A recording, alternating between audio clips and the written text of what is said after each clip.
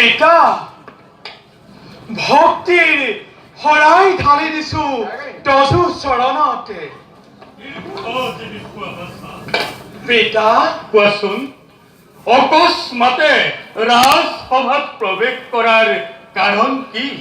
পিতা আজি এটা মহান উদ্দেশ্য সাধনৰ হেতু প্ৰৱেশিলো মই ৰাজপ্ৰসাদতে। বাছা, কিনো সেই মহান উদ্দেশ্য প্ৰকাশ কৰা মোৰ সন্মুখত? সেয়া মোৰ জন্মগুৰু, দুখ যদি হয় সেই কথা কোৱাৰ বাবে যি শাস্তিকে মোক কৰিব প্ৰদান তাকে মই নতশিৰে কৰিম গ্ৰহণ।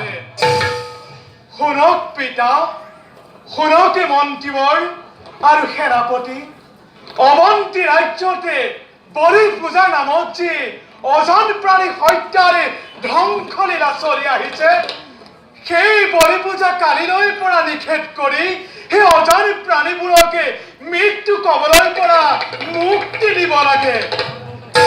কোৱা পিতা, পুত্ৰৰ মনোবাঞ্ছা কৰিবানে পূৰণ?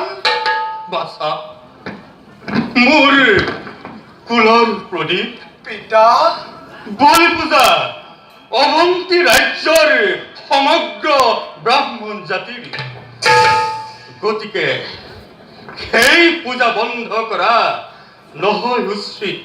পিতা ৰজা হৈ যদি মই উচিত বিচাৰ নকৰো তেন্তে তেন্তে মহাপাপ নহবনে বাছা? মহাপাপ তেন্তে পুণ্য কৰতে পিতা। অতৃপ্ত বাসনাতে লিপ্ত হৈ অজান প্ৰাণীক হত্যা কৰাতকৈ মোকে বলিহাৰতি স্বৰ্গগামী কৰক পিতা। বাছা, ইমান অধৈৰ্য নহবি তই। পিতা তোৰ অবিহনে এই অৱন্তী ৰাজ্য মোৰ কিবা প্ৰয়োজন? পিতা মন্ত্ৰীবৰ মহাৰাজ, বলি পূজা উঠাই দিলে ৰাজ্যত কিবা অঘটন হব নেকি? জানি ল'বা, জীৱ হত্যাৰ মুক্তি নাই। আন্তৰিক পূজাতকৈ বলি পূজা কোনো গুণে শ্ৰেষ্ঠ হব নোৱাৰে। মহাৰাজ, বলি পূজা উঠাই দিয়াত মোৰ কোনো আপত্তি নাই, কাৰণ এই প্ৰাণী হত্যাৰ কাৰণে আমি চিৰদিন নৰকত পচি মৰিব লাগিব। মহাৰাজ মহাৰাজ, যুক্তিযুক্ত বিচাৰ কৰিহে বলি পূজা বন্ধ কৰিব, নহলে ভৱিষ্যতে ইয়াৰ পৰিণাম অতি বিফল হব পাৰে। অৱশ্যে সঁচা কথা সেনাপতি, কিন্তু পাপ কাৰ্যতে লিপ্ত হৈ নৰকগামী হোৱাতকৈ পুণ্য কামত লিপ্ত হৈ স্বৰ্গগামী হোৱাটো জানো উচিত নহয়? আজিৰ পৰা মোৰ ৰাজ্যতে বলি পূজা বন্ধ বুলি মই কৰিলো ঘোষণা।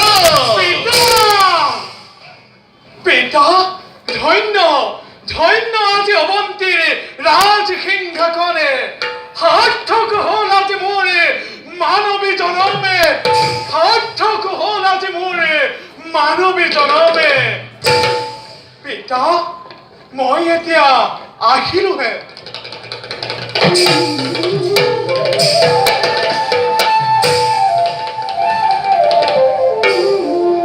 মহাৰাজ, নবুজিলে মই ইয়াৰ কাৰণ শুনিব যেতিয়া মণিকণেশ্বৰে আপোনাৰ নিৰ্মাদেশ উন্মাদ হৈ বৈশ্য জাতিক এনেদৰে জগাই তুলিব যে যাৰ প্ৰভাৱত সমগ্ৰ অৱন্তীপুৰ মৰিশালিত হব পৰিণত।